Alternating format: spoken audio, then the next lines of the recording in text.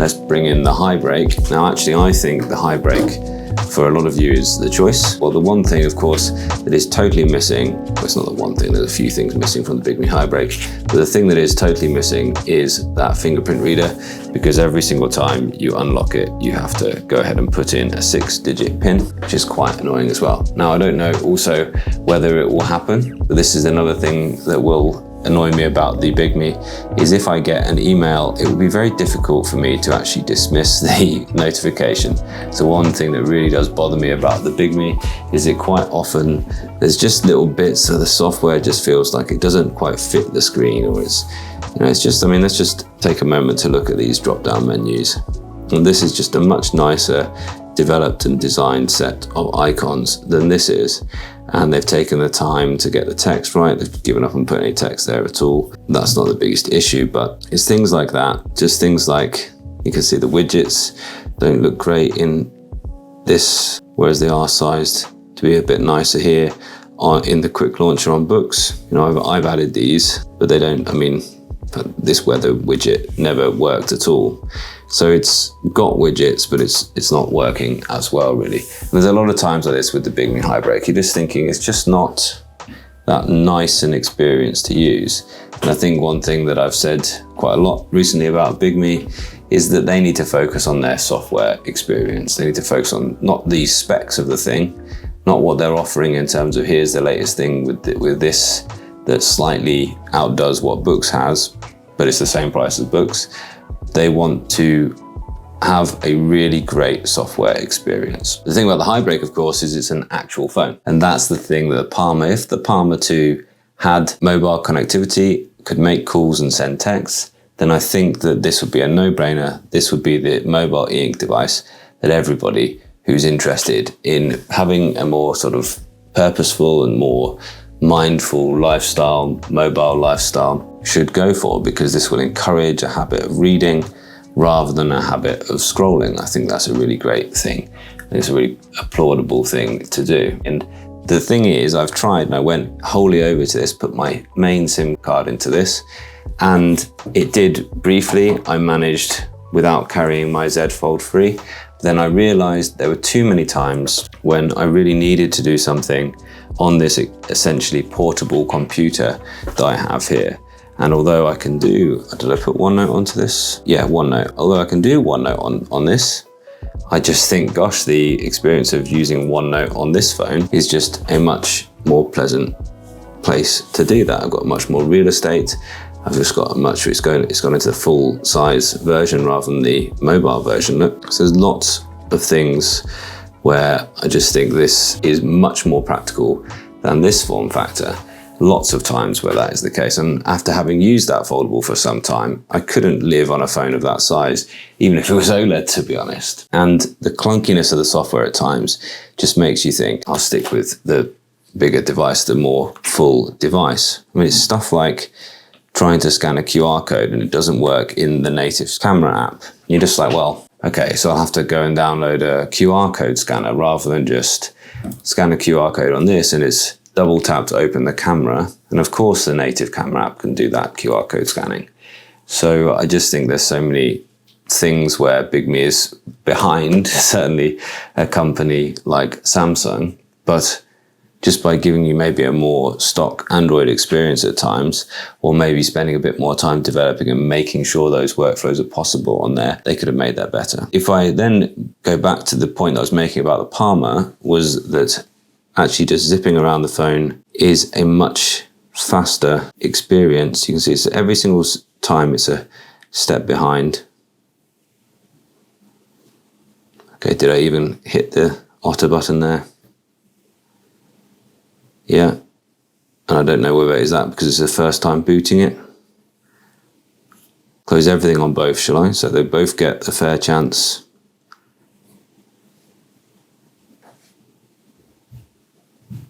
Otter's ready to go. You can see the difference is huge. Stuff like that, notification tray, I never have that issue on the Palma. So all the things that I do on the go, things like Google Drive and all the things that I do on the go, this wasn't quite cutting it. It was nice. However, for simply reading, which is your main use case on this, Kindle, yeah, still boots up faster. Here on the Palma, look, I'm ready to read already on the Palma, and it's really, really good. I just think there's just so many of those things missing. So what else is missing? Why is it not quite as good as the Palma, apart from the key inclusion of being a phone? The fingerprint reader is missing. The latest Kaleido-free screen is missing. It's this very old Kaleido Plus, I think it's called. The colors are very washed out, and people look at this and say, oh, that's interesting, you've got a black and white phone. You just don't notice the color at first. The color is very pixelated. It's, what is it, like 100 ppi or something like that in color. Less than 100, I think it's like 96 ppi or something like that. Incredibly pixelated, incredibly washed out color. Lots of ghosting in the color areas there, you can see on the IMDb logo. And one single front light as well. So there's generally a more flawed device, really. I actually think it's a lovely size. I actually think it's just right. The page turn buttons are exactly where my thumb wants to be. If there was a thumbprint reader maybe down there, and then that was my page turn buttons, I think I would really, really enjoy this. Talk about the price of this. This is about £200 for and a 10% discount on that. So essentially somewhere in the region of £180 can get you the black and white version of this. And I think that might be a good shout because the color's not up too much on it. Okay, you've got a good balance then, because you can say, well, I'll use this like a Palma in that I'm basically only doing Kindle, maybe using it as my voice transcriber. So it opened up quite quickly into Kindle there when it was already open. I'm basically just using Kindle, and I'm basically going to use it in airplane mode with everything off until I do need to make a call or need to get access to something on the internet. I can actually see it's quite compelling. And honestly, if I was right now buying one of the two myself, I think I'd go the Bigme Highbreak, simply because it could be the phone when I wanted it to be. And I could decide, no, this big attention sapping device, I'm gonna leave it at home and I'm gonna just take the Highbreak, and my wife could still get a hold of me in an emergency, and I could still look something up on the internet. I could still do the search. I could still, incidentally, if I'm using Otter, as I have done a fair bit on the Bigme Highbreak, I can still have that go up to the cloud within the Otter app, because the AI transcription happens in the cloud on Otter, rather than having to wait till I got home or till I got to some Wi-Fi and then connect up to that and have it go up to the cloud to do the transcription. So I actually think being a mobile phone is so many benefits over this. And I do think that everyone who's liking the Boox Palma right now, rightly so, great device, they probably have no intention of getting rid of their phone entirely. The intention is to leave that phone in their bag or in their car, and that's fine. At least most of the time when they're out and about, it's not going to be with them, and just have this in their pocket for those moments when they've got time to read. I do like that as well. I do absolutely like that idea. But me, I want to be able to carry just an e-ink phone. I'm so involved in the e-ink thing that I do want the e-ink phones to be good enough that I could just do that. And I think if the Palma's that good, it might as well just be your phone. It might as well just have the ability to become a phone at the drop of a hat. And that's the point. That's the way to see the Bigme, the Highbreak, is it's an e-reader that when you need it to can become a phone, rather than the other way around, rather than a phone that can, when you need it to, can be an e-reader. So your main purpose of carrying it is your e-reader. Okay.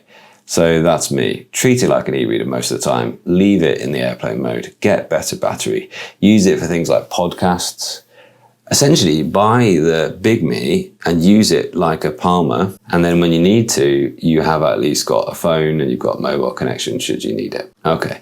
So generally it's going to be a good time. You've even got like a front-facing camera that you could potentially, if you wanted to, you could do things like voice calls on it. You could do video calls on it should you really need to.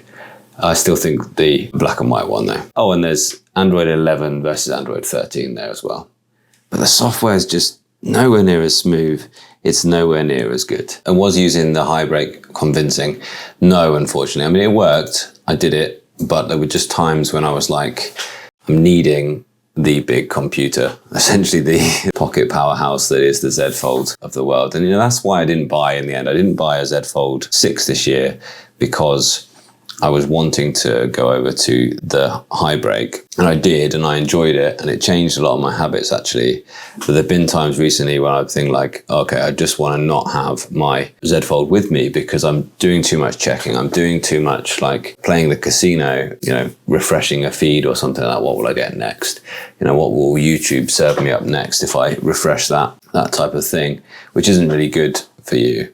And instead, when you've got this in your pocket, you don't think, oh, I don't even think I have YouTube installed on it. No, I don't. You don't think I'll open up YouTube. You think I'll read a few pages. Same with this. However, when you've got this, you do need to have a phone with you.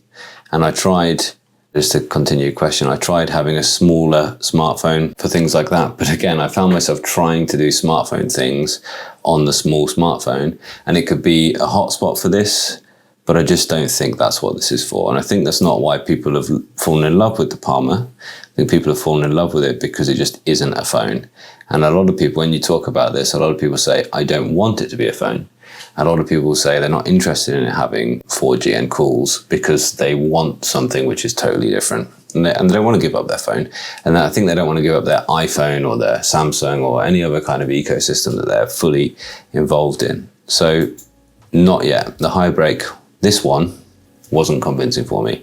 Hopefully the Highbreak 2 will be. We'll see. And hopefully Palma phone or something in this form factor, a Go phone or something, a Boox phone, I think would be incredible. It would just have it. Please, that software, please just, somebody just put these two together and make the Palma phone. It would be quite incredible. And Jay, the Z Fold is pen enabled, yeah? I wish there was a Palma note or whatever, had an email layer. Absolutely.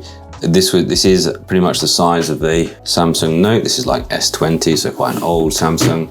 But just, yeah, give me the little garaged S Pen from this, you know, pop that in there. That would be great, wouldn't it? And I'd love it if it was a foldable e-ink as well. Foldable e-ink probably will come in the near future, but I do think that this would be an ideal thing here. You know, and there's another thing I didn't quite mention actually.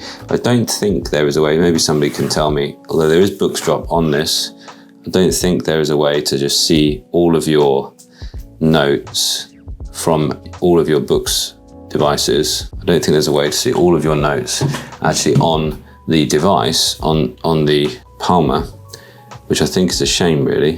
So let's go to Boox Drop now. Yeah, you can go, this is just really about receiving files onto here rather than being able to see all of some things that I've sent in the past, rather than be able to see all of your notes. There isn't just your notes on here, whereas Bigme just did automatically give you in Bigme V1051C. You can see here my point. It's great when it works. Clear everything out. Bigme did give you an app where you can see all of your things there. They also have this. I mean, I can install the Boox app, I suppose. I've just done that, so yes, that's the workaround, isn't it? Boox does have its own little thing. Maybe it doesn't. No, it must not have its own little app. You could go to your web app. You could go to the Boox web app and sign in, but so here, it didn't work. You can definitely had it working just the other day. You can see the frustration, right? So it is there, it has worked. I have no idea why it's stopped working right now as well. Be scared to drop these, are repairs available? Yes, I think so. It's probably somebody's gonna look at this and be like, what on earth have you given me? I can fit an LCD screen to it if you like, but I can't necessarily repair that e-ink screen maybe. Yeah, they're quite robust though. And you know, go for it in a case. I quite like them out of the case. And I quite like, you know, they're not as precious devices as some of the more expensive phones you can get. Palma's as close to the excellence as Tab Ultra C Pro is close to, but there are a few steps to walk yet. Yeah, I don't disagree there, Pedro. Absolutely. You know, some people want to walk them with Boox and some people want to wait for that. Is the Super Refresh on the Palma 2 similar to Note Air 3C? Yes, it is. It's the same idea. It works brilliant, but because it's not got color, it's even better. It's even clearer because the color you do tend to find that color is more difficult with ghosting.